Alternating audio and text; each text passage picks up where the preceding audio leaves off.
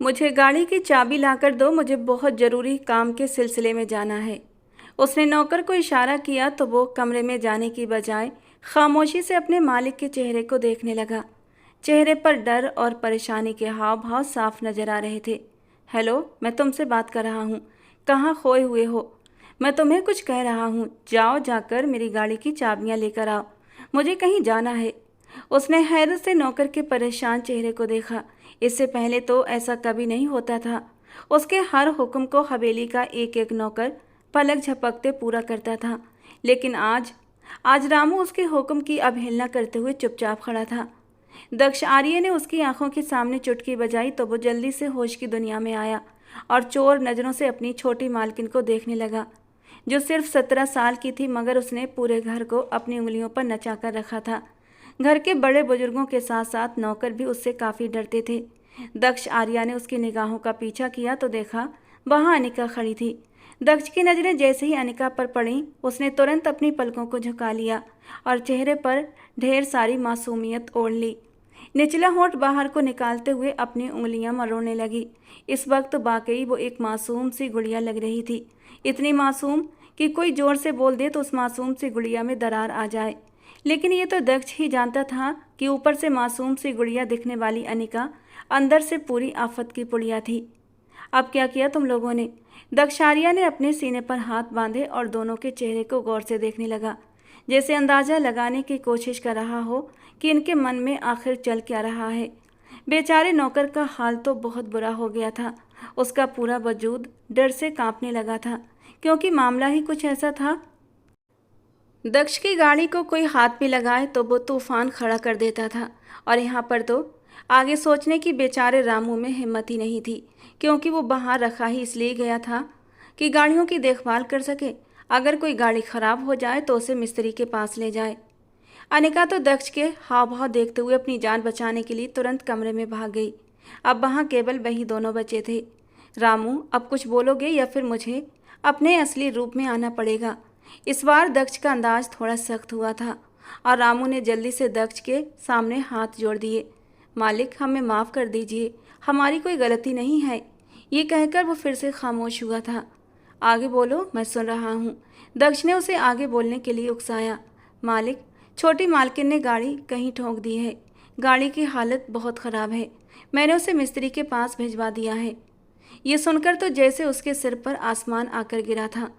तुम होश में तो हो? ये क्या कह रहे हो? अरे, वो गाड़ी 2 दिन पहले ही मैंने शोरूम से निकाली थी।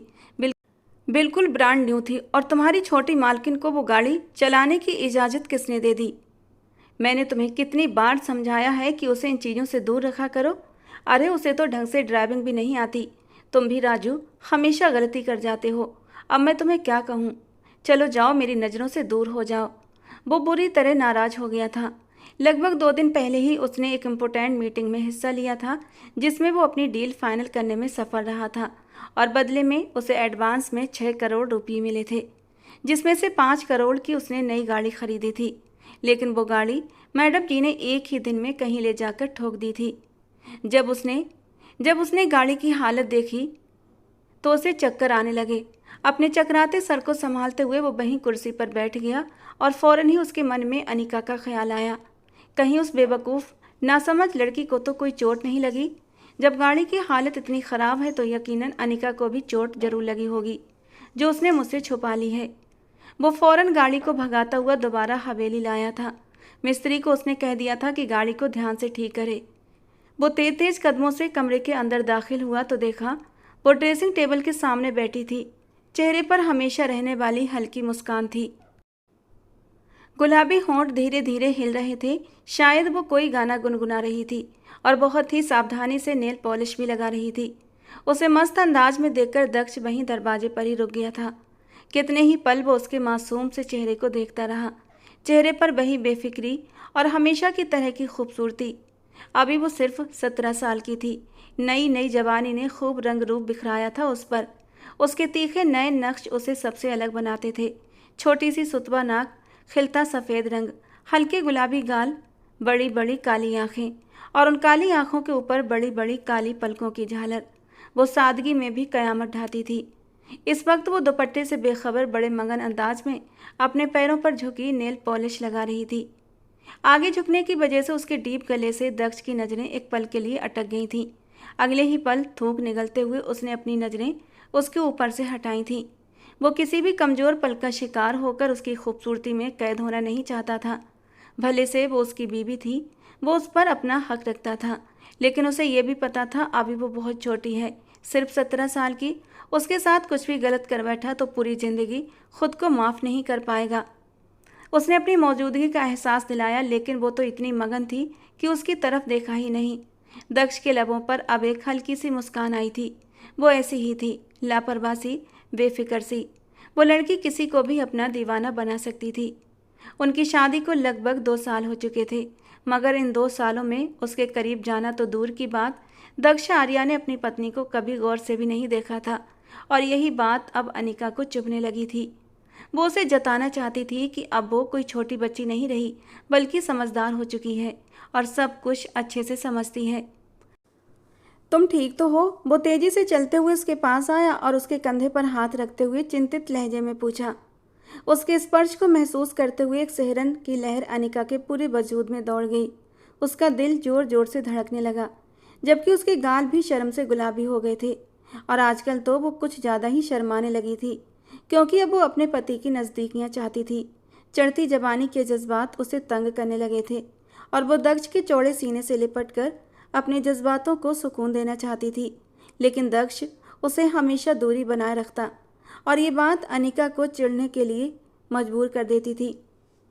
वो कैसे दक्ष को बताती कि उसका मन दक्ष आर्या की महक को महसूस करने के लिए मचलने लगा था।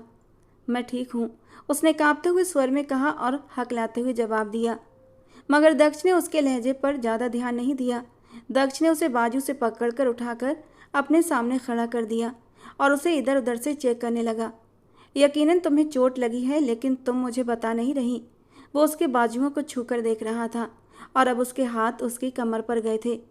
अनिका ने अपनी आंखें बंद कर ली थीं। उसका हर स्पर्श अनिका की धड़कनों में एक नया शोर पैदा कर रहा था और इस बात से बेखबर दक्ष उसके वजूद को टटोल कर उसकी चोट ढूंढने की कोशिश कर रहा था। दक्ष, चोट तो कहीं और लगी है, तुम अभी तक सही जगह पर नहीं पहुंच पाए हो। और दक्ष घबराकर खड़ा हुआ था। कहाँ लगी है चोट? दिखाओ मुझे। यहाँ लगी है मुझे चोट। उसने अपने दिल पर उंगली रखी थी। छूकर महसूस करो मेरी चोट को, कितना दुखता है मुझे। और आपको इस बात का एहसास नहीं? तुम पागल हो, एकदम पागल। वो उसकी बात का मतलब फौरन समझ गया था और एक झटके से उससे दूर हुआ था। पागल हूँ दक्ष, आपके प्यार में पागल हूँ। मेरी इन धड़कनों को महसूस करो जो अब दिन रात तुम्हारे नाम पर धड़कने लगी हैं। लेकिन तुम तो मुझसे यूँ दूर भागते हो जैसे मैं कोई अछूत हूँ। क्या मैं तुम्हें पसंद नहीं? क्या मैं बहुत बुरी हूँ? क्या मैं खूबसूरत नहीं? वो आंखों में आंसू लिए दर्द भरे अंदाज में सवाल कर रही थी और दक्ष को उसकी आंखों में आंसू पसंद नहीं थे। आगे बढ़ते हुए उसने अनिका की आंखों के आंसू साफ कर दिए। तुम बहुत खूबसूरत हो अनिका, इतनी खूबसूरत कि तुम्हें देखकर किसी के भी होश गुम हो जाए। और ये बात अपने दिमाग से निकाल दो कि मैं तुम्हें पसंद नहीं करता। फिर मुझसे दूर क्यों रहते हैं? मेरे पास क्यों नहीं आते? उसने सिसकते हुए कहा। मेरी मजबूरी है अनिका, ये सब कुछ मैं तुम्हारे लिए ही तो कर रहा हूँ। अभी तुम बहुत छोटी हो, इस रिश्ते की नाजुकता की तुम्हें समझ नहीं है। नहीं हूँ मैं छोटी, बहुत बड़ी हो गई हूँ। बताइए कहाँ से छोटी हूँ मैं? वो तनकर दक्ष के सामने खड़ी हुई थी।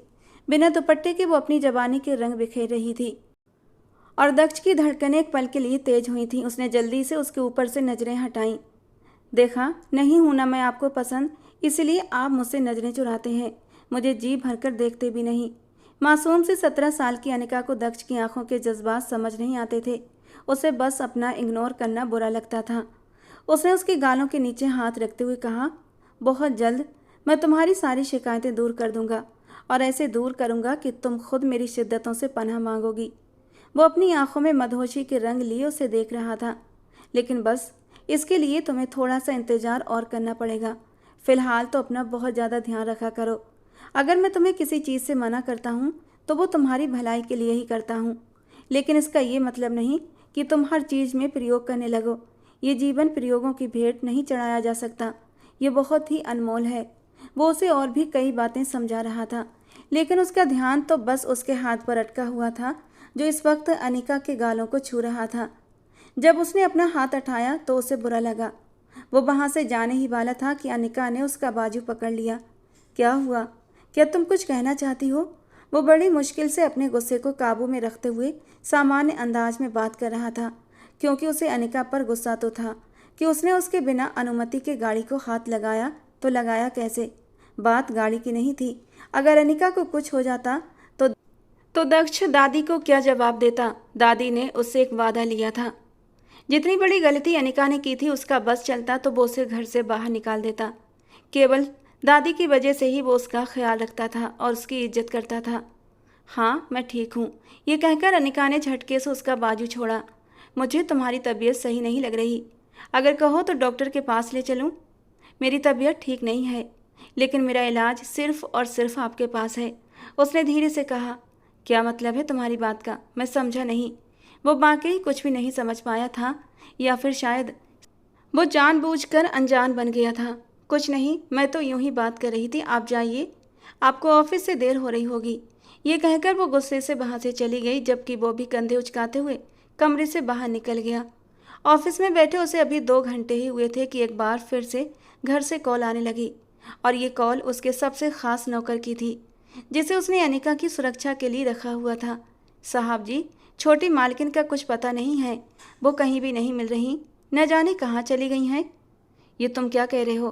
तुम्हें मैंने कहा था ना कि उस पर नज़र रखना, और उसे घर से बाहर निकलने की अनुमति किसने दे दी? और तुम हो कि तुम्हें ये तक नहीं पता कि वो कहाँ है? कल से तुम्हें काम पर आने की कोई ज़रूरत नहीं है। उसका सिर बुरी तरह से झनझना उठा था। वो जितना उस लड़की को समझाता था वो उतना ही उसके सिर पर चढ़कर नाचती थी। ओह गॉड, मुझे हिम्मत देना, नहीं तो इस बार ये लड़की मेरे हाथों मारी जाएगी। वो मन ही मन उस पर गुस्सा हो रहा था, उसे कोस रहा था। साथ ही उसने अपना मोबाइल ऑन किया और उसकी लोकेशन डिटेक्ट करने लगा। दरअसल उसने अनिका के मोबाइल में एक छोटी सी डिवाइस कनेक्ट की हुई थी, जिससे वो ये जान सकता था कि वो इस वक्त कहाँ पर है। मगर ये क्या, उसका मोबाइल तो घर पर ही पड़ा हुआ था। उस दिन मौसम भी बहुत ख़राब था, तेज़ हवाएं चल रही थीं और आंधी तूफान आने का अंदेशा था। वहीं वो लड़की गाड़ी लेकर बाहर निकल चुकी थी। एक गाड़ी को तो वो बर्बाद ही कर चुकी थी और अब लग रहा था कि दूसरी भी उसके हाथों से निकल जाएगी। उसने अपनी नादान और बेवकूफ़ सी पत्नी के सभी दोस्तों को कॉल कर ली थी, मगर सभी ने ही अनजान होने का नाटक किया। फिर वो हवेली के आसपास के इलाकों में उसे ढूंढने के लिए निकल गया था, और लगभग 4 घंटों की मेहनत के बाद वो उसे एक चाय के होटल में बैठी मिली। वो बहुत ही सुकून से चाय पी रही थी, इस बात से बिल्कुल बेखबर कि उसके सामने वाली टेबल पर बैठे हुए कुछ आवारा लड़के उसे अजीब नज़रों से देख रहे थे, और ये सब देखकर दक्ष आर्या का खून खौल उठा था। वो गुस्से से लपकता हुआ वहां पहुंचा और एक लड़के का कॉलर पकड़कर उसके चेहरे पर जोरदार मुक्का मार दिया। वो मानसिक रूप से तैयार नहीं था, इसलिए लड़खड़ाता हुआ जमीन पर गिर गया।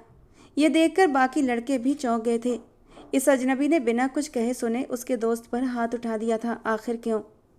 तेरी इतनी हिम्मत कि तू मेरे दोस्त पर हाथ उठाए? दूसरे लड़के ने कहा और खड़ा हुआ, लेकिन दक्ष ने उसका हाथ भी पकड़ लिया और उसे भी अच्छे से धुनकर रख दिया। थोड़ी ही देर में वो वहाँ बैठे सभी लड़कों को सबक सिखा चुका था। अनिका, जो सिर्फ एक रोमांच के लिए घर से निकली थी, उसके वहमो गुमान में भी नहीं था कि दक्ष आर्या उसे ढूंढता हुआ यहाँ पहुँच जाएगा। अब की बार वो अपनी पत्नी के पास आया और जोर से टेबल पर हाथ मारा। मैंने तुम्हें क्या समझाया था अनिका?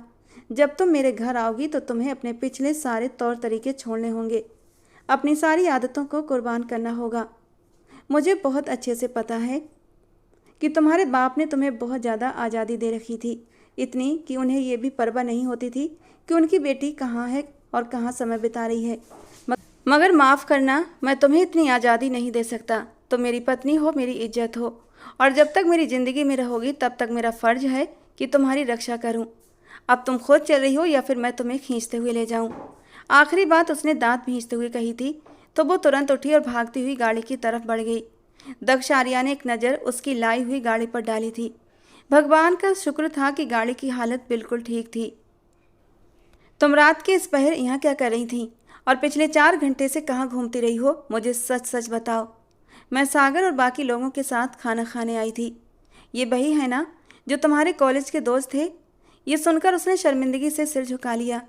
मैंने तुम्हें क्या कहा था कि तुम अपने सारे मेल फ्रेंड्स से सारे रिश्ते तोड़ दोगी, तो फिर ये सब क्या है? क्या तुमने मुझे बेवकूफ़ समझ रखा है या तुम्हें लगता है मुझे उल्लू बनाना बहुत आसान है? वो गुस्से से दहाड़ा। आपने मुझे कहा था कि मैं अपने कजिन्स के साथ घूम सकती हूँ, और आप जानते हैं कि सागर मेरा बहुत अच्छा कजिन है और उसके साथ मेरा दोस्त भी। वो धीमे स्वर में बोली थी। तुम्हारा जो कजिन, वो कैसा कजिन है मैं अच्छे से जानता हूँ। तुम्हारी माँ की सहेली का बेटा, यही ना? तुम उसकी माँ को मौसी कहती हो तो वो तुम्हारा कजिन हो गया। Very funny. कान खोलकर सुन लो, वो मेरे सीने पर एक बोझ की तरह है। वो गुस्से से चीख पड़ा। अनिका आंखें फाड़े दक्ष के इस गुस्से भरे स्वरूप को देखती रही। वो उस पर गुस्सा कर रहा था और उसे बिल्कुल भी बुरा नहीं लग रहा था, बल्कि उसके दिल में एक मीठी सी लहर उठी थी। वो उस पर अपना हक जता रहा था और ये अनिका को अच्छा लगा था। और यही सोचते हुए इस गंभीर स्थिति में भी उसे हंसी आ गई थी, और यही उसकी सबसे बड़ी गलती साबित हुई। उसकी हंसी दक्ष आर्या के गुस्से को और भी हवा दे गई थी। दक्ष ने झटके से गाड़ी रोकी। क्या हुआ, आपने गाड़ी क्यों रोक दी? उसने मासूमियत से अपने पति के चेहरे की ओर देखा, जो उससे लगभग 10 साल बड़ा था। गाड़ी से नीचे उतरो। क्या मतलब? गाड़ी से उतर जाऊं? लेकिन बाहर कितना अंधेरा है। इस वक्त तो बाहर निकलना ठीक नहीं होगा। मैं तो बाहर नहीं जा रही। उसने अपने बाजू लपेटे और सीट के सहारे टिक कर बैठ गई। मैं तुमसे सलाह नहीं ले रहा, बल्कि मैं तुम्हें आदेश दे रहा हूँ कि अभी और इसी वक्त गाड़ी से नीचे उतरो। और मैं तुम पर गुस्सा कर रहा हूँ और तुम्हें मेरे गुस्से की परवाह नहीं, उल्टा तुम मुझ पर हंस रही हो। आप मेरे साथ ऐसा नहीं कर सकते। उसके चेहरे की हवाइयाँ उड़ गई थीं और उसका शरीर डर से कांपने लगा। अगर तुम्हें सबक सिखाने के लिए मुझे ये सब करना पड़े तो मुझे कोई आपत्ति नहीं। तुम खुद गाड़ी से उतर रही हो या मैं तुम्हें धक्का देकर उतारूं? चिंता मत करो, हवेली यहाँ से 15 मिनट की दूरी पर है। अगर तुम पैदल आओगी तो मुश्किल से 25 मिनट लगेंगे। शर्त यह है कि रास्ते में किसी जंगली जानवर से सामना न हो जाए, वरना फिर सिर्फ तुम्हारी हड्डियां ही मिलेंगी। वो उसे डरा रहा था और साथ ही गाड़ी से उतरने को कह रहा था। मैं दादी से जाकर आपकी शिकायत करूंगी, उसने मासूमियत से धमकी दी, और मैं साफ मुकर जाऊंगा। वैसे भी दादी भी तुम्हारी इन हरकतों से बहुत परेशान हो चुकी हैं। वो तो भगवान का धन्यवाद करेंगी कि तुम जैसी लड़की से उनका पीछा छूटा। आप बहुत बुरे हैं, मैं आपको कभी माफ़ नहीं करूंगी। वो एकदम रो देने को हुई थी। मुझे तुम्हारी माफ़ी की ज़रूरत भी नहीं है। ये कहकर वो खुद ही गाड़ी से नीचे उतरा और उसकी साइड का दरवाज़ा खोलकर उसका हाथ पकड़कर उसे जोर से सड़क पर खींचकर उतार दिया। उसके घुटने जमीन से टकराने की वजह से जख्मी हो गए थे और वो दर्द से कराह उठी। उसकी चीख की आवाज़ सुनकर एक पल के लिए दक्ष का दिल कांप गया, मगर अगले ही पल उसने खुद को फिर से पत्थर बना लिया। वो उसे यहाँ छोड़कर जाना तो नहीं चाहता था, सिर्फ सबक सिखाना चाहता था। जैसे जैसे गाड़ी की लाइट्स अनिका से दूर होती जा रही थीं, वैसे वैसे उसे ऐसा लग रहा था कि वो मौत के करीब जा रही है। उसके जाने के बाद अनिका ने छोटे छोटे कदम आगे बढ़ाने शुरू कर दिए, मगर उसकी आंखों के सामने अंधेरा छा गया और वो बेहोश होकर वहीं सड़क पर गिर चुकी थी। पैर फिसलने की वजह से वो नीचे जंगल की ओर लुढ़कती चली गई। दक्ष अभी सिर्फ 3 मिनट की ड्राइविंग पर ही आगे गया था कि अचानक उसका दिल घबराने लगा और अनिका का डरा हुआ चेहरा उसकी आंखों के सामने घूमने लगा। ये मैं क्या कर रहा हूँ? मैं भी तो बच्चों जैसी हरकत कर रहा हूँ। रात के इस पहर एक जवान लड़की जो मेरी पत्नी भी है, उसे सड़क के बीचों बीच छोड़ देना क्या किसी मर्द को शोभा देता है? कहीं ऐसा ना हो उसे कोई गलत इंसान मिल जाए। यही सोचकर उसने तुरंत अपनी गाड़ी रिवर्स की थी, मगर जब वो वहाँ पहुँचा तो दूर दूर तक अनिका का नामो निशान नहीं था। जंगल में सियारों के चिल्लाने की आवाज़ें आ रही थीं। जीवन में पहली बार दक्ष डर गया था, और वो भी छोटी सी लड़की के खो जाने पर। वो ऊंची आवाज़ में उसका नाम पुकारने लगा, लेकिन अनिका तो होश और चेतना से कोसों दूर जंगल के बीचों बीच पड़ी थी। हे भगवान, ये मैंने क्या कर दिया? पता नहीं वो मासूम नादान कहाँ चली गई है। वो लगभग पूरे 3 घंटे तक उसे ढूंढता रहा, और इन 3 घंटों में उसकी सांसें सूख चुकी थीं। उसने अपने एक पुलिस अधिकारी दोस्त को भी कॉल कर लिया था, और अब वहाँ पुलिस भी उसकी मदद के लिए मौजूद थी। थोड़ी ही देर बाद एक आदमी के चिल्लाने की आवाज़ आई थी। सर जी, यहाँ पर एक लड़की बेहोश पड़ी है। देखिए, कहीं यही तो नहीं जिसे हम ढूंढ रहे हैं। ये सुनकर दक्ष वहां भागता हुआ गया और जब सामने पड़ी हुई बेहोश अनिका को देखा तो उसके दिल को राहत मिली थी। मानो उसे नई जिंदगी मिल गई हो। उसका दिल खुशी से भर गया था और वो खुद भी उस खुशी को समेट नहीं पा रहा था। उसने तुरंत अनिका को अपनी बाहों में उठाया और उसे अस्पताल लेकर भागा। वो डर और सदमे की वजह से बेहोश हो गई थी। जब अनिका को होश आया तो उसने देखा दक्ष उसके बहुत करीब बैठा है। दक्ष ने उसका हाथ मजबूती से पकड़ रखा था और अपना सिर उसके हाथों के पास झुकाया हुआ था।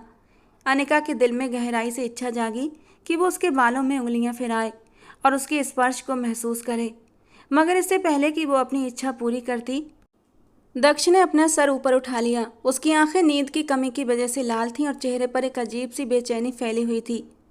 मगर जैसे उसने अनिका को होश में देखा उसकी बेचैनी खत्म हो गई और आंखों में खुशी की लहर दौड़ गई। चेहरा एकदम से खिल उठा था। भगवान का लाख लाख धन्यवाद कि तुम होश में आ गई। उसने अपने ईश्वर का धन्यवाद किया और फिर सीधा मंदिर चला गया। वो अब भी अनिका को एक छोटी बच्ची ही समझता था और उसी कारण वो उसे बच्चों की तरह ट्रीट करता था, जबकि अनिका को ये सब पसंद नहीं था। वो उसके साथ एक सच्चा वैवाहिक जीवन शुरू करना चाहती थी, एक वैवाहिक संबंध चाहती थी, मगर अपने मुंह से ये कहने में भी उसे शर्म आती थी। वो जानबूझकर ऐसी ऐसी हरकतें करती थी जिससे वो दक्ष की नज़रों में बनी रहे और वो उसकी ओर आकर्षित हो। इसीलिए इन दिनों वो अपने पति को अपने पीछे लगाए हुए थी, लेकिन वो भूल गई थी कि ऐसी हरकतों से वो सिर्फ अपने पति को परेशान कर सकती है और कुछ नहीं। जब वो दोबारा कमरे में लौटा तो उसने अनिका की आंखों में एक अलग ही चमक देखी जो उसने आज से पहले कभी नहीं देखी थी। वो उसे एक संकेत दे रही थी। दक्ष उसे अच्छे से समझ चुका था, मगर उसकी सेहत और उसकी स्थिति को देखकर वो खामोश था। ये बात तो उसे भी पता थी कि अनिका चाहती है कि वो उसे अपनाए और उनके बीच पति पत्नी का रिश्ता बने, लेकिन वो डरता था कि कहीं वो उस मासूम सी जान पर ज्यादती न कर बैठे। वो उसके 20 साल के पूरे होने का इंतजार कर रहा था और चाहता था कि इस दौरान अनिका भी धैर्य रखे और अपनी पढ़ाई पर ध्यान दे। जब वो उसके पास गया तो अनिका ने मुंह फेर लिया और बिस्तर की साइड की ओर बैठ गई। मैं आपसे नाराज हूँ, मुझसे आपसे कोई भी बात नहीं करनी है। ठीक है, तुम मुझसे नाराज हो जाओ और मैं तुम्हें 100 बार मनाने के लिए तैयार हूँ, लेकिन भगवान के लिए इन दवाइयों से नाराज मत होना। अगर ये दवाइयाँ नहीं खाओगी तो जल्दी ठीक नहीं हो पाओगी। मुझे जल्दी ठीक होने का कोई शौक़ भी नहीं है, क्योंकि जल्दी ठीक होकर भी मुझे आपका ही हुक्म मानना है और आपकी दी हुई सजाएं सहनी होंगी। मुंह फुलाकर शिकवा करते हुए इस वक्त वो सीधा दक्ष के दिल में उतरती जा रही थी और दक्ष के लबों पर एक शरारती मुस्कान आई थी। मेरा इतना ख्याल रखना। तुम मेरी सजा कह रही हो? तुम ना समझो, सजा तो वो होगी जो तुम मुझसे चाहती हो। नाजुक सी जान है तुम्हारी, मुझे सह नहीं पाओगी। वो उसकी आंखों में आंखें डालकर शरारत से बोला था और अनिका का दिल जोरों से धड़क उठा था। पूरे 17 साल और पूरे 10 महीने की हो चुकी हूँ। अगले 2 महीने में 18 की हो जाऊंगी और आप अभी तक मुझे छोटा ही समझते हैं। इस बार दक्ष खिलखिलाकर हंस पड़ा था। 17 की तो ऐसे कह रही हो जैसे 27 की हो गई हो। सारे बेकार के ख्याल दिमाग से निकाल दो और पूरे 3 साल और इंतजार करो। अपना दिमाग पढ़ाई पर लगाओ। बेकार की बातें इस खाली दिमाग में मत भरो। मुझे इल्ज़ाम देने से पहले अपने गिरबान में झांक कर देखो। मैं तुम्हारे साथ कोई ज्यादती नहीं कर रहा मैडम साहिबा, बल्कि 2 साल से आप मुझे तिगनी का नाच नचा रही हैं। कभी मैंने आपसे ऊंची आवाज़ में बात की? उसने उसके चेहरे को पकड़कर अपनी ओर मोड़ा तो वो मासूमियत से सर नामे हिलाने लगी। अगर आज मैंने तुम्हें उस जगह छोड़ा था तो इसका ये मतलब नहीं कि मैं तुमसे नफरत करता हूँ या फिर मैं तुमसे पीछा छुड़ाना चाहता हूँ। इसका सीधा मतलब है कि मैं तुम्हारी फिक्र करता हूँ। तुम्हें थोड़ी सी सज़ा देकर तुम्हें समझाना चाहता हूँ कि आगे से कोई भी गलत हरकत नहीं करोगी। ये तुम्हारे हित में सही नहीं है। तुम्हें पता है मैं कितना डर गया था। मुझे सच में तुम्हारी बहुत फिक्र है अनिका। अगर फिक्र करते हैं तो दिखाते क्यों नहीं हैं? आप हर बार यही कहते हैं कि आप मुझसे प्यार करते हैं, लेकिन मुझे कभी भी आपका प्यार दिखाई नहीं देता। वो गुस्से से मुंह फुलाते हुए बोली तो कितनी ही देर तक उसके मासूम हुस्न को देखता रहा। बेख्याली में थोड़ा सा आगे बढ़ते हुए अपना चेहरा उसके चेहरे के करीब किया था। क्या तुम्हें मेरी आंखों में अपने लिए प्यार दिखाई नहीं देता? अनिका ने धीरे से सर हाँ में हिला दिया और फिर धीरे से बोली, लेकिन आंखों में प्यार दिखने का क्या फ़ायदा? मुझे तो आपकी संगत चाहिए। मेरा दिल मचलता है आपके करीब आने को, लेकिन आप मेरे करीब नहीं आते। मेरा दिल करता है मैं आपके कंधे पर सर रखकर लेटूं और आप मेरे सर को हल्के से थपकते हुए दुनिया जहान की बातें करें और यूं ही आपकी बातें सुनते सुनते मैं आपकी बाहों में सो जाऊं। कभी दिल उदास होता है तो मेरा जी चाहता है आपके सीने से लगकर सारे गमों को हल्का कर लूं।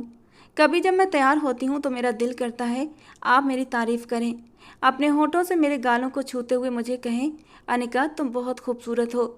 वो जज्बात की रौ में बोलती चली जा रही थी और दक्ष कितनी ही देर तक हैरानी से उसे देखता रहा और फिर वो बेखुदी में उसके होठों पर झुक गया। उसके नरम गुलाबी लबों को कतरा कतरा पीने लगा। अनिका सबके लिए बाकी मानसिक रूप से तैयार नहीं थी। उसका शरीर जैसे स्थिर हो गया था।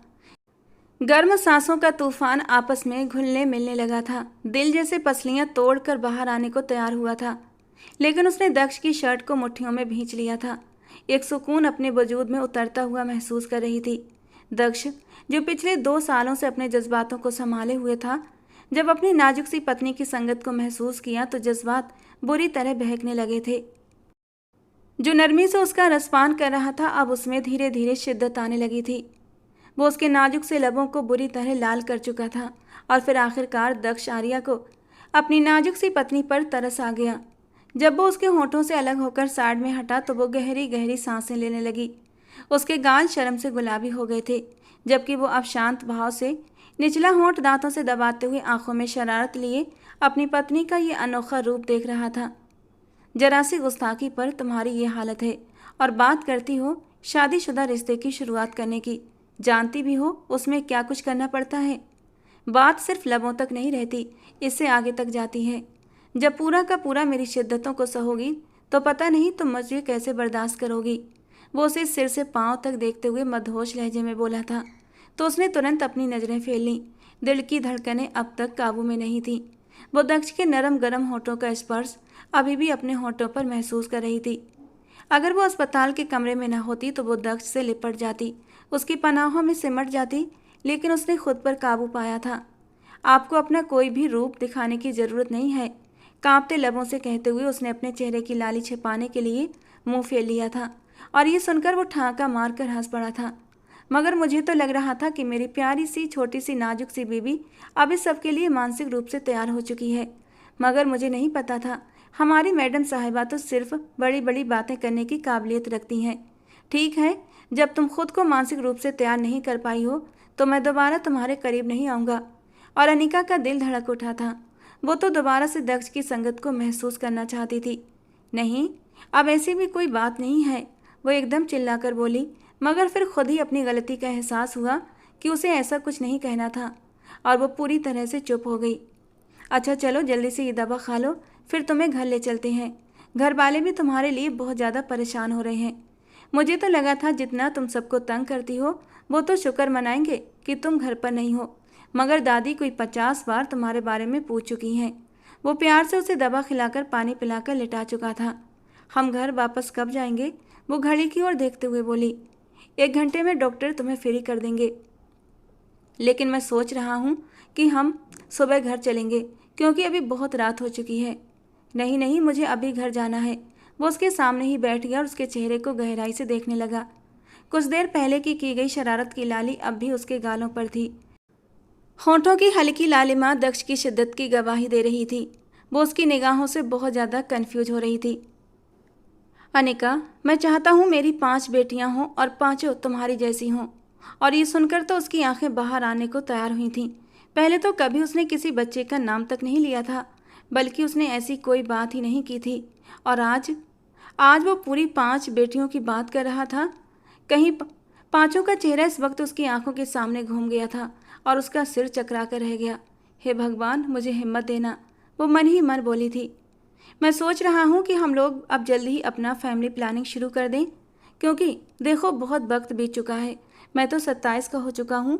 अगर 2 साल बाद मेरा बच्चा पैदा होता है तो जब तक वो जवान होगा मैं तो बूढ़ा हो जाऊँगा। वो जानबूझकर ये बातें कर रहा था और साथ ही साथ उसके चेहरे के हाव भाव भी देख रहा था। वो तो सोच भी नहीं सकता था कि उसे तंग करते हुए दक्ष आर्या को इस हद तक मजा आएगा। प्लीज़ आप इस तरह की बातें मत करें, मेरा दिल घबराने लगता है। वो परेशानी से अपने हाथ मसलते हुए बोली, मेरी जान, बातों से दिल घबराता है। जब मैं ये सब कुछ हकीकत में करूँगा तब तो तुम बेहोश ही हो जाओगी। बस इसीलिए थोड़ा सा तुम्हें इस रिश्ते को समझने के लिए और वक्त देना चाहता हूँ, ताकि तुम मानसिक रूप से हर चीज़ के लिए तैयार रहो। और ये सुनकर वो नज़रें चुराने लगी। लगभग 1 घंटे बाद वहाँ डॉक्टर आ चुकी थी और उसने उसे सख्ती से हिदायत दी थी कि चाहे कुछ भी हो जाए, अब तुमने किसी भी चीज़ की टेंशन नहीं लेनी और ना ही किसी चीज़ के लिए परेशान होना है। और अगर ये तुम्हें टेंशन दे तो तुम मुझे बताना। और तब उसका ये राज भी उजागर हो गया कि डॉक्टर उसके पति की बचपन की दोस्त भी है। अब ये जानने के बाद उसका मुंह एक बार फिर से गुस्से से फूल गया। वो डॉक्टर से भी सीधे मुंह बात नहीं कर रही थी, जबकि डॉक्टर माला ने दक्ष आर्या से सवाल कर ही दिया। यार, तुम तो यूनिवर्सिटी में किसी को भी मुंह नहीं लगाते थे, बल्कि कॉलेज में भी तुम्हारी कोई लड़की दोस्त नहीं थी। ऐसा क्या हो गया कि तुमने एक छोटी सी कम उम्र लड़की को अपनी ज़िंदगी में शामिल कर लिया, जबकि तुम तो कहते थे कि तुम एक बहुत ही मैच्योर लड़की को अपनी ज़िंदगी में शामिल करोगे। ये सुनकर अनिका गौर से दक्ष के चेहरे की ओर देखने लगी। उसे लग रहा था कि वो कह देगा कि ये सब कुछ घर वालों ने ज़बरदस्ती करवाया है, वरना वो अनिका की जात में कोई दिलचस्पी नहीं रखता। थोड़ी इस तरह डॉक्टर के सामने उसकी इज्जत अफजाई हो जाएगी। मगर हैरानी का झटका उसे उस वक्त लगा जब दक्ष आर्या ने उसके कंधों के आसपास अपने बाजू लपेटे और प्यार भरे अंदाज में बोला, मोहब्बत पर इंसान का कोई जोर नहीं होता डॉक्टर माला। मोहब्बत इंसान को किसी से भी हो सकती है और किसी भी वक्त हो सकती है। मैंने जब इस लड़की को पहली बार देखा था तो पहली ही नज़र में मैं इसका दीवाना हो गया था, और दूसरी तरफ मेरी दादी की भी यही ख्वाहिश थी, तो बस मैंने अपनी मोहब्बत और अपनी दादी की ख्वाहिश को अहमियत दे दी। वाह यार, तुम्हारे लिए तो मुझे बहुत खुशी हो रही है, वो मुश्किल से मुस्कुराते हुए बोली थी, क्योंकि माला का शुमार भी उन्हीं लड़कियों में होता था जिन्होंने दक्ष आर्या को प्रपोज किया था।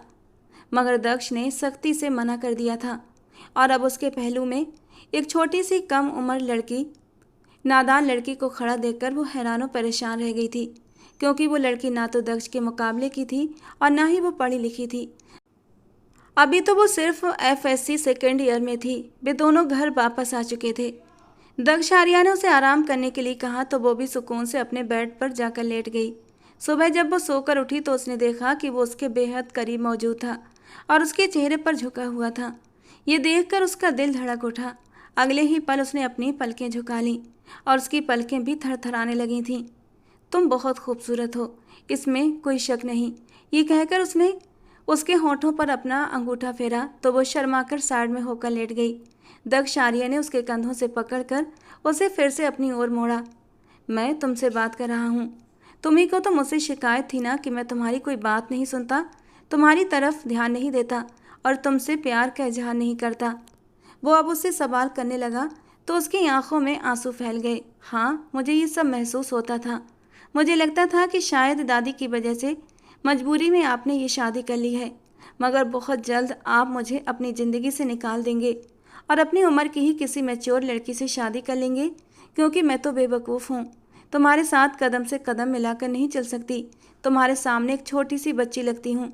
लोग हमारे रिश्ते को लेकर बातें बनाते हैं और बस अपनी इज्जत बनाए रखने की खातिर आप मुझे छोड़ देंगे। उसने टूटे हुए लहजे में कहा तो दक्ष आर्या ने बेतहाशा अनिका के होंठों पर उंगली रख दी।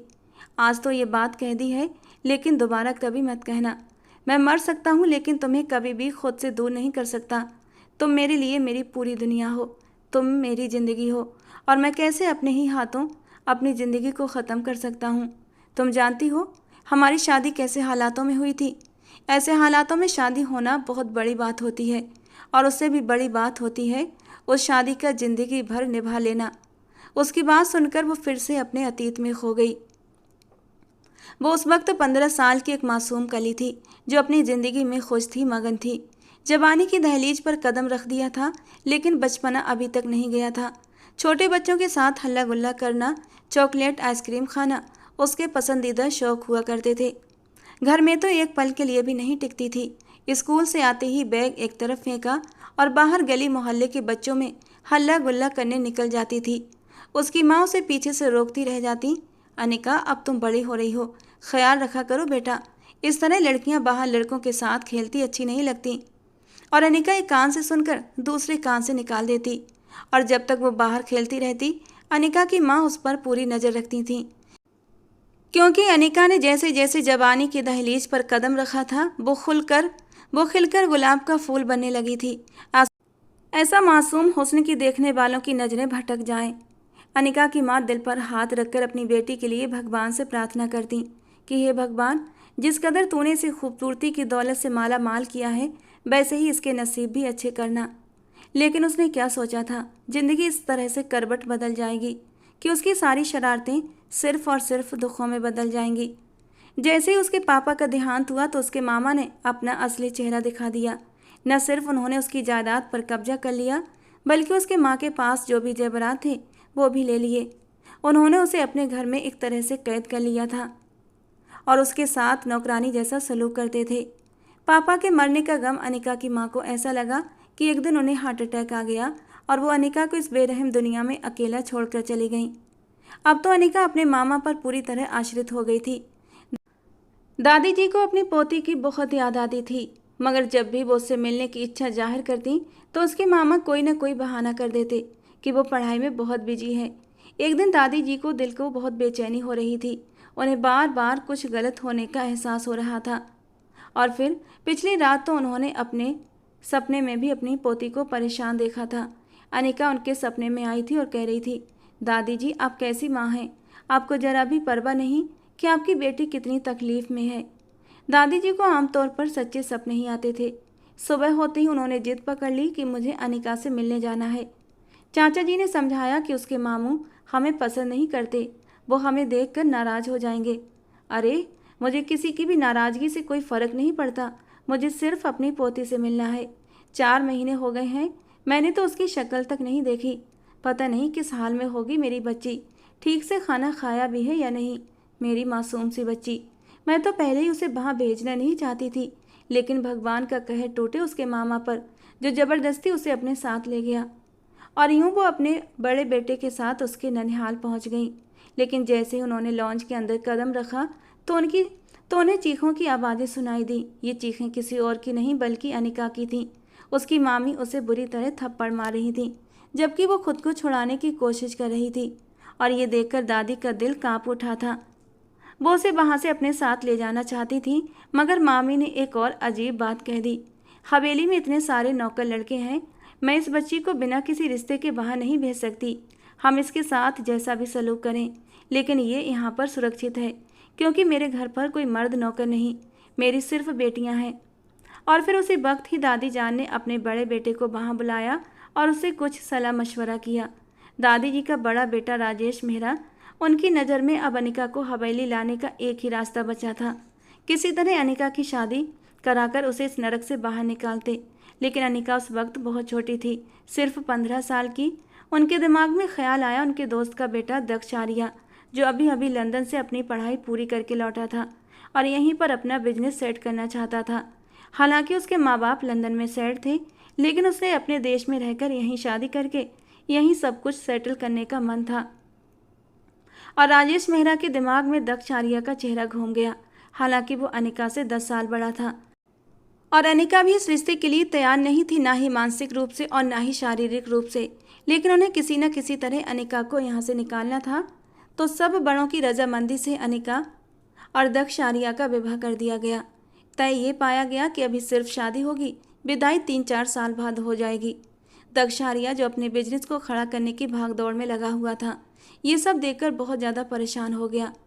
राजेश अंकल ने जब उससे पूछा था तो वो चाहकर भी मना नहीं कर पाया, क्योंकि राजेश अंकल के उसके ऊपर बहुत एहसान थे। अनिका के मामा और मामी कुछ न कर सके और वो अनिका को हवेली ले आए। दादी ने अनिका और दक्ष का कमरा अलग ही रखा था और दक्ष को इस बात पर कोई ऐतराज़ भी नहीं था। अनिका को तो उस समय इतनी समझ भी नहीं थी और उसे इस बात पर कोई ऐतराज़ भी नहीं था। शुरू शुरू में तो अनिका को वो एक छोटा बच्चा ही समझता था और वो वाकई एक छोटी बच्ची जैसी ही थी, हद से ज़्यादा शरारती, अपनी मनमानी करने वाली। उसने सबकी नाक में दम कर रखा था।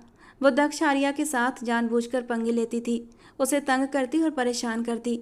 वो गुस्सा तो बहुत होता, मगर आज तक कभी भी उसने अनिका को ऊंची आवाज़ में नहीं पुकारा था। और धीरे धीरे अनिका को अपने रिश्ते का एहसास होने लगा था। हर वक्त गुस्से में रहने वाला, खूबसूरत रौबदार पर्सनालिटी का मालिक दक्ष आर्या उसके दिल पर कब्जा जमाकर बैठ चुका था। ऊपर से उनके बीच बने उस पवित्र रिश्ते का भी असर था कि वो मन ही मन दक्ष आर्या को पसंद करने लगी थी। उसकी मोहब्बत में पूरी की पूरी डूब चुकी थी, लेकिन दक्ष उसकी तरफ ध्यान नहीं देता था। उसे याद है, एक बार सब लोग शादी पर जा रहे थे। बाकी सारे लोग गाड़ियों में भरकर जा चुके थे। सिर्फ अनिका रह गई थी, क्योंकि उसका जाने का इरादा नहीं था। उसकी तबीयत ठीक नहीं थी। लेकिन दादी ने कहा अनिका इस तरह हवेली में अकेली रहे, यह भी सही नहीं है। इसीलिए दादी ने जाते हुए दक्ष से कहा था कि अनिका को दवाई दिलाकर अपने साथ शादी में ले आना, और दक्ष ने हामी भर ली थी। अनिका को दवाई देकर वो उसे तैयार होने के लिए कहकर चला गया था। करीब आधे घंटे बाद लौटा तो वो अभी भी तैयार नहीं हुई थी। बुरी तरह पसीने में नहाई हुई अपने ब्लाउज की जिप में उलझी हुई थी कि दक्ष ने अंदर कदम रखा था। तुम अभी तक तैयार नहीं हुई? वहाँ दादी ने फ़ोन कर करके मेरा बुरा हाल कर दिया है। लेकिन दक्ष, मैं तो तैयार हो गई थी, लेकिन इस जिप ने मुझे परेशान कर दिया है। वो बेधड़क दक्ष की तरफ पीट करके खड़ी हुई थी, जहाँ उसकी जिप बुरी तरह एक जगह पर अटक गई थी। सफ़ेद नाजुक कमर पर दक्ष की निगाहें अटक गई थीं। ये पहली बार था जब उसने अनिका को इस रूप में देखा था। इस लहंगे में वो अपनी उम्र से ज़्यादा बड़ी लग रही थी। उनकी शादी को 8 महीने हो चुके थे और अब वो 16 साल की हो गई थी। तो तुम दूसरे कपड़े पहन लो, दक्ष ने निगाहें चुराते हुए उसे मशवरा दिया था। दूसरे कपड़े मैंने ट्राई किए थे, बट वो मुझे फिट नहीं आ रहे। बाकी डेली यूज़ वाले कपड़े हैं, अब उन्हें तो नहीं पहन सकती ना। सारे कपड़े छोटे पड़ गए हैं। बस यही एक लहंगा था जो थोड़ा फिट आ रहा था, हालांकि टाइट तो यह भी है। दक्ष की नज़रें उसके भरे भरे वजूद पर अटक गई थीं। जब वो इस हवेली में आई थी तो एकदम दुबली पतली थी, लेकिन इन 8 महीनों में ही उसका शरीर काफ़ी भर चुका था। उसका ब्लाउज उसकी धड़कनों पर बुरी तरह टाइट हो रहा था। प्लीज़ आप मेरी जिप लगा दें। वो या तो इतनी मासूम थी या फिर बनने का नाटक कर रही थी। वो आग से खेल रही थी। दक्ष आर्या एक जवान, जज्बातों से भरपूर मर्द था, और अनिका उसकी पत्नी, खूबसूरत, कम उम्र। वो भूल चुकी थी अगर वो उसके सामने खुद को पेश करेगी तो वो कैसे खुद को संभाल पाएगा। बिना सोचे समझे उसने अपने हाथ जिप की ओर बढ़ाए थे, और बेध्यानी में दक्ष के हाथों ने उसके नाजुक वजूद को महसूस किया था, और उसके पूरे बदन में एक स्पार्क हुआ था। वो उसकी बीवी थी, एक जायज़ रिश्ते में बंधी हुई, और ऊपर से तन्हाई। वो कैसे खुद को संभालता? उसके गले में गिल्टी सी उभरती महसूस हुई थी। गला खुश्क हो गया था। अनिका के दाएं तरफ गर्दन पर एक काला तिल, जिसे छूने के लिए दक्ष का मन बेकरार हुआ था, और फिर अगले ही पल उसने अपने होंठ उस काले तिल पर रख दिए थे। दक्ष के गर्म होठों का स्पर्श जैसे ही अनिका को अपनी गर्दन पर महसूस हुआ, वो बुरी तरह कांप उठी थी। भले वो दक्ष को पसंद करती थी, लेकिन इस तरह दक्ष का उसके करीब आना उसे बुरी तरह अंदर तक जकड़ चुका था। वो बिदक कर उससे दूर हटी थी। दक्ष की आंखों में चमकते मदहोशी के रंग देखकर वो बुरी तरह बदहवास हुई थी। आप जाएं, मैं दूसरे कपड़े पहन लूँगी। बदहवासी से कहते हुए उसने कबर्ड खोलकर कपड़े निकालना शुरू कर दिए थे। दिल पसलियाँ तोड़कर बाहर आने को बेकरार था। उसे अब तक दक्ष के होठों का स्पर्श अपनी गर्दन पर महसूस हो रहा था, और दक्ष को अपनी गलती का एहसास हुआ था, बुरी तरह एहसास। अनिका भी सिर्फ 16 की थी, और अभी से वो उस पर इस तरह अपने जज्बात लुटाना कहाँ की अक्लमंदी थी। और उसी दिन उसने तय कर लिया था कि वो अपने जज्बातों को कंट्रोल में रखेगा। अपने जज्बात कभी भी अनिका पर जाहिर नहीं होने देगा, जब तक कि वो एक समझदार मैच्योर लड़की नहीं बन जाती, जब तक कि इस रिश्ते की नाजुकता को समझने नहीं लगती। अभी वो छोटी थी, इन सब बातों की उसे समझ नहीं थी। वो चुपचाप कमरे से निकल गया, और अनिका ने अपने दिल की धड़कनों को मुश्किल से काबू में किया था। चेहरा शर्म से लाल हो चुका था, और यही वो पहला स्पर्श था जो उसे दक्ष से मिला था, और वो दक्ष की संगत के लिए अब बार बार मचलने लगी थी। जबकि दक्ष ने अपने कदम रोक लिए थे। जिस जगह वो रहते थे वहाँ से उसका ऑफिस काफ़ी दूर पड़ता था। लगभग 2-3 घंटे लग जाते थे। घर वालों की इजाज़त से उसने अपने ऑफिस के पास ही एक अपार्टमेंट खरीद लिया था, लेकिन अनिका की जिद थी कि मैं भी दक्ष के साथ जाऊंगी। दक्ष के बिना वो कैसे जिएगी, ये सोच कर उसे रोना आ रहा था। सब लोगों ने उसे समझाने की भरपूर कोशिश की थी, लेकिन अनिका को एक बात भी समझ नहीं आ रही थी। उसने जिद बांध ली थी कि उसने बस दक्ष के साथ रहना है, और फिर उसकी जिद को देखते हुए घर के बड़ों ने ये फैसला किया था कि अब अनिका की विदाई कर देनी चाहिए। लेकिन ये फैसला लेने से पहले दादी ने दक्ष को अपने पास अपने कमरे में बुलाया था। दक्ष बेटा, अनिका की जिद को देखते हुए मैं पारंपरिक रूप से उसकी विदाई कर देना चाहती हूँ। तुम उसके पति हो और पत्नी का हक होता है अपने पति के साथ रहना। लेकिन दक्ष बेटा, अनिका अभी छोटी है, मासूम है, नादान है। अभी उसे इस रिश्ते की इतनी समझ नहीं है। मैं उम्मीद करती हूँ तुम मेरी बातों का मतलब समझ रहे होगे। तुम समझदार हो, इस रिश्ते को थोड़ा सा टाइम देना। दादी आप चिंता मत करें, मैं आपकी बात का मतलब अच्छे से समझ गया हूँ। और दादी ने एक सुकून भरा सांस लेते हुए दक्ष के माथे को चूम लिया था। और इस तरह दक्ष अनिका को लेकर अपने अपार्टमेंट में शिफ्ट हो गया। कभी कभी वो दोनों मिलकर हवेली जाते थे और काफ़ी सारा वक्त अपनों के बीच बिताते। इस वक्त भी वो हवेली में ही थे। अनिका की तबीयत ठीक न होने की वजह से वो अस्पताल से सीधा अनिका को हवेली लेकर आया था और अभी भी वो एक छोटी सी गुड़िया की तरह उसके बाजुओं में लेटी हुई थी जब दक्ष ने बहुत ही प्यार से उसके माथे को छुआ था।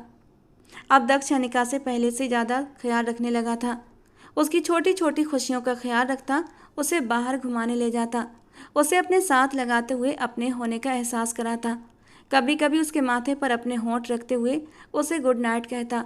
और अनिका के लिए तो यही बहुत था। वो यही तो चाहती थी।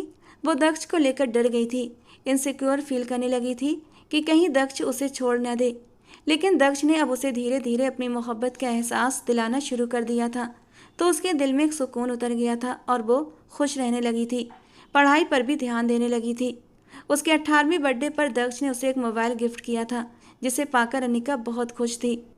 दक्ष का इरादा था कि अनिका इकोनॉमिक्स का कोर्स करे और उसके साथ उसके बिजनेस में उसके साथ कदम से कदम मिलाकर खड़ी रहे। और अनिका को भी कोई आपत्ति नहीं थी। वो खुद भी तो हर कदम पर दक्ष के साथ खड़ी रहना चाहती थी। समय धीरे धीरे गुजरता जा रहा था और फिर पूरा 1 साल और गुजर चुका था। इस 1 साल में बहुत कुछ बदल गया था।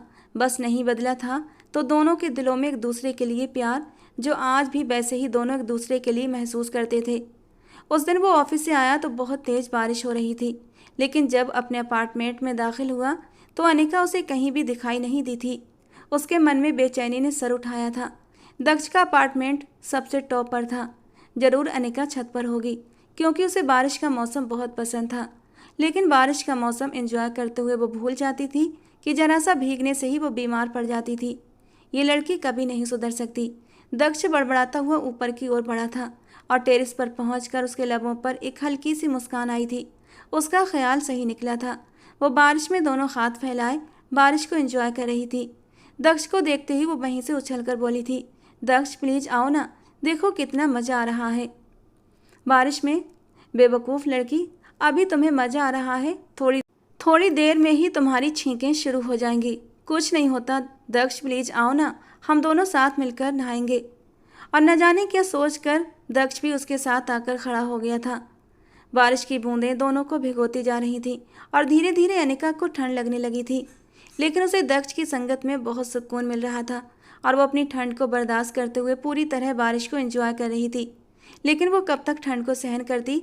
बारिश के पानी से उसे वैसे भी एलर्जी थी। एक जोरदार छींक मारते हुए वो दक्ष के सीने से लग गई थी। कर ली ना तबीयत खराब, चलो अब नीचे।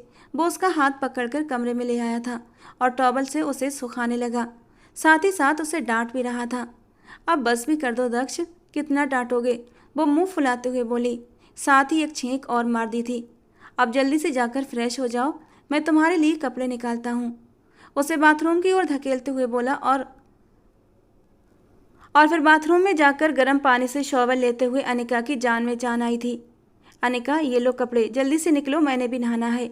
उसने दरवाजे पर नॉक करने के लिए हाथ रखा, लेकिन दरवाज़ा अंदर से खुला हुआ था।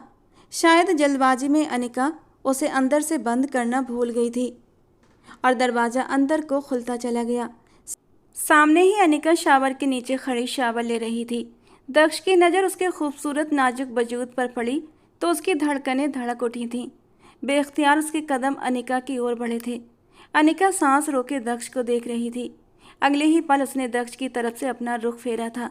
एक झटके से अनिका को उसने पीछे से अपने सीने से लगा लिया। उसकी गर्दन से गीले बालों को हटाते हुए वो धीरे धीरे उसकी गर्दन और पीठ पर अपना स्पर्श छोड़ रहा था। जब अनिका 16 की थी तब उसने पहली बार अनिका के लिए अपने दिल में जज्बात महसूस किए थे और आज अनिका 19 साल की हो गई थी। पिछले 3 साल से वो खुद पर पहरे बिठा रहा था, लेकिन आज आज ये पहरे वो खुद तोड़ देना चाहता था। और जब दक्ष के हाथ उसकी नरम धड़कनों पर गए तो अनिका मचलते हुए उसके चौड़े सीने में मुंह छुपा गई थी। उसके कांपते होंठों से दक्ष का नाम निकला था। अनिका प्लीज, अब और नहीं, अब और खुद पर पहरे नहीं बिठा सकता, कहते हुए उसने अनिका को अपनी गोद में उठा लिया था और अंदर कमरे में लाकर बेड पर बिठा दिया और फिर धीरे से उसके होंठों पर झुक गया। धीरे धीरे उसके रस को कतरा कतरा अपने अंदर उतारने लगा। उसके बाद वो उसकी गर्दन पर आया था और वहाँ पर अपनी मोहब्बत के निशान बनाने लगा। वो बुरी तरह मचल रही थी, कभी शर्माकर उसके सीने में छुप जाती तो कभी चादर को मजबूती से पकड़ लेती। और ये मंजर दक्ष के लिए बहुत ही अनोखा, बहुत ही प्यारा था। उसके दिल में ये ख्वाहिश जागी कि ये पल कभी ख़त्म ना हो। क्या तुम इस रिश्ते की शुरुआत के लिए मानसिक रूप से तैयार हो? कहीं ऐसा तो नहीं कि मैं तुम्हारे साथ ज़बरदस्ती कर रहा हूँ? वो एक पल के लिए पीछे हटा और बहुत ही प्यार से उसके चेहरे की ओर देखते हुए पूछा, तो वो तेज़ी से सर ना में हिला गई। मैं सबके लिए तैयार हूँ दक्ष, क्या तुम मुझे बर्दाश्त कर लोगी? दक्ष ने एक बार फिर से उसकी आंखों में देखते हुए सवाल किया था, तो वो बुरी तरह घबरा गई थी। ये तो मैं नहीं जानती दक्ष, मगर वादा करती हूँ आपको शिकायत का मौका नहीं दूंगी। उसे समझ नहीं आ रहा था कि वो क्या जवाब दे, क्योंकि दक्ष उसे बहुत उलझा रहा था और इस तरह की स्थिति का वो पहले कभी सामना नहीं कर पाई थी। दक्ष ने उसे एक बार फिर से अपनी बाहों में जकड़ लिया और फिर उसने अगले ही पल जल्दी से अपनी शर्ट उतारी थी और फिर से उसके ऊपर झुक गया। अब वो उसके चेहरे के हर रूप को छू रहा था। चेहरे से होते हुए वो उसकी गर्दन पर आया था और फिर उसकी गर्दन से होते हुए वो उसकी मुलायम धड़कनों की ओर धीरे धीरे बढ़ने लगा था और अगले ही पल वो उसके वजूद में जोर से उतर गया था। मीठा मीठा दर्द जो अनिका की आंखों में आंसू ले आया था और उसने जोर से अपने नाखून दक्ष के कंधों पर गड़ाए थे। ये सब कुछ वो बहुत ही धैर्य से सह रहा था, बल्कि दिल ही दिल में वो खुश भी हो रहा था। तुम्हारे साथ एक बहुत ही अच्छी ज़िंदगी बीतने वाली है अनिका, वो एक पल के लिए उसे आज़ाद करते हुए उसके कानों में फुसफुसाते हुए बोला और फिर उसकी कान की लौ को एक बार फिर अपने दांतों में दबा गया। तुम ठीक तो हो? तुम अनकंफर्टेबल हो तो तुम मुझे फ़ौरन बता देना। तुम्हारी आंखों में आंसू देखकर मेरे दिल को कुछ होता है। वो एक बार फिर से गहरे लहजे में बोला, तो बेइच्छा ही उसे अपनी किस्मत पर गर्व होने लगा। अनिका को अपने पति से बहुत ज़्यादा प्यार महसूस हो रहा था, जो उसका हद से ज़्यादा ख्याल रखता था, उसे किसी छोटे बच्चे की तरह ट्रीट करता था। जिस तरह से कोई भी काम करने से पहले छोटे बच्चों से पूछा जाता है, बिल्कुल उसी तरह से वो उससे भी पूछ रहा था। तुम मुझसे वादा करो, कभी मुझे छोड़कर नहीं जाओगे। वो इन नाजुक पलों में भी उसे ज़िंदगी भर का साथ देने का वादा मांग रही थी। क्या तुम्हें लगता है कि मैं कभी तुम्हें छोड़ सकता हूँ?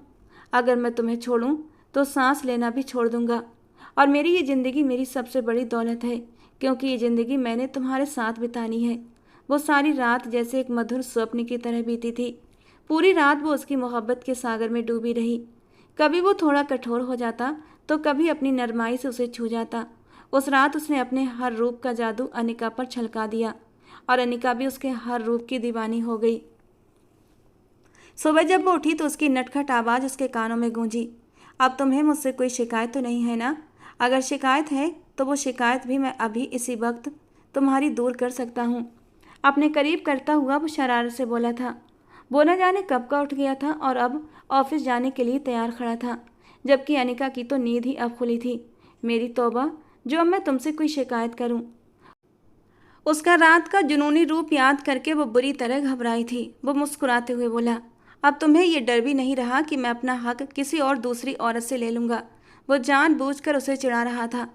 अगर मुझे इस बात का संदेह भी हुआ तो देखना मैं तुम्हारा क्या हाल करती हूँ।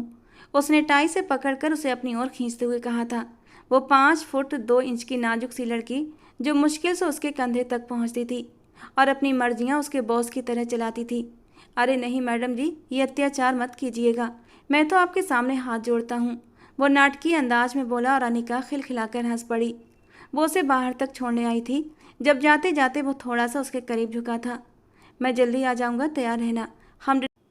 हम डिनर बाहर करेंगे और फिर डिनर के बाद आइसक्रीम खाने भी चलेंगे। सच? वो बच्चों की तरह खुश होते हुए बोली थी। मेरा मनपसंद फ्लेवर बटर स्कॉच, याद है ना? वो बच्चों की तरह खुश हो रही थी, उछल रही थी और दक्ष ने अपना माथा मसला था। उसकी पत्नी अभी भी बड़ी नहीं हुई थी। तो दोस्तों, आज की हमारी कहानी आपको कैसी लगी कमेंट बॉक्स में ज़रूर बताना। पसंद आई हो तो प्लीज़ लाइक करना। रोज़ ऐसे ही रोमांटिक कहानियों के लिए हमारे चैनल से जुड़े रहना। मिलते हैं दोस्तों अगली किसी नई रोमांटिक कहानी के साथ।